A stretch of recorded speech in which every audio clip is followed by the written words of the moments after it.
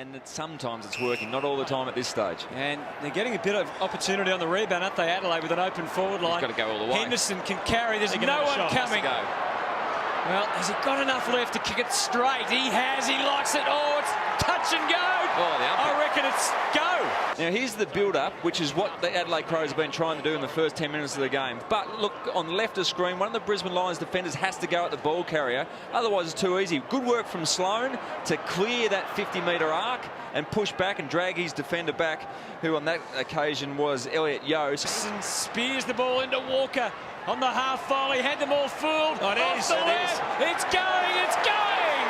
And it's through. 7 from 7. Half back, and it's part of a chain that leads into this individual piece of brilliance from Taylor Walker on the non-preferred foot. He just turned Daniel Merritt inside out. He thought he was going to give the hand pass outside. Turns onto the left, and that's great goal sense. Brilliant stuff. Saying where the heck was he at the beginning of the game, but they know what they're doing. Here's Crouch, cleverly. Jacobs back to Crouch, accelerates away. Now Walker is long. Crouch, though, is having trouble bouncing the football. Gets it to Petrenko, surrounded, back to Crouch. Kick it yourself, go on. Crouch lines up the goal and puts it through. That's the stuff. None of this team nonsense, Tim. So that's his first goal ever in the AFL. And he'll remember it a long time because it had the running, it had the problem momentarily. He ran on, no one went with him. Petrenko set it up, and it had the finish.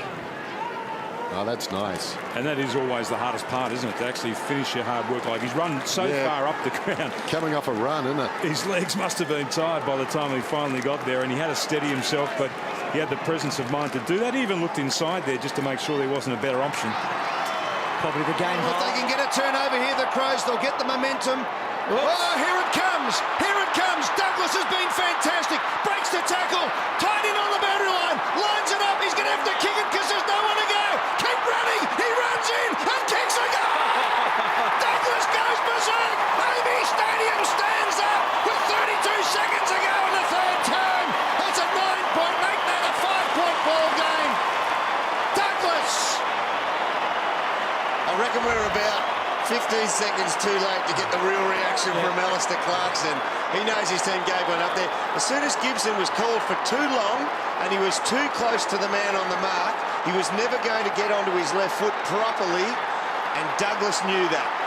Well, he's having a good year, Doug. He's one of the few Adelaide Crows that have probably actually had a better year than last. Jenkins a half chance, taken down. Kerridge, the unlikely hero. Kicks to full forward. Anything can happen here. Here we go. It's a goal. Can you believe it? It's extraordinary. Petrenko, the late inclusion during the week, an Indigenous round. Adelaide have come from nowhere, and Brad Scott's nightmare has continued. There is time, but this has been remarkable. What about that ball then from Jenkins as well? You talked about his bulldog style of play, but he just forced himself through that contest. And Kerridge's input in this second half has been remarkable. Lingy, what happens from here?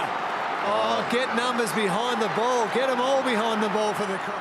And Fremantle led by this margin here in the semi-final last year. There's a lot of footy to be played here yet. Laird. Over the back. And all the way home. And it in the first quarter as well. Absolutely. You know what happens here with Adelaide Crow's situation is Crowley is that set on making sure Dangerfield doesn't get behind him. He's pushing him up, and didn't watch the ball. So that was the critical mistake. You understand where he's coming from, but wants to keep Dangerfield in front.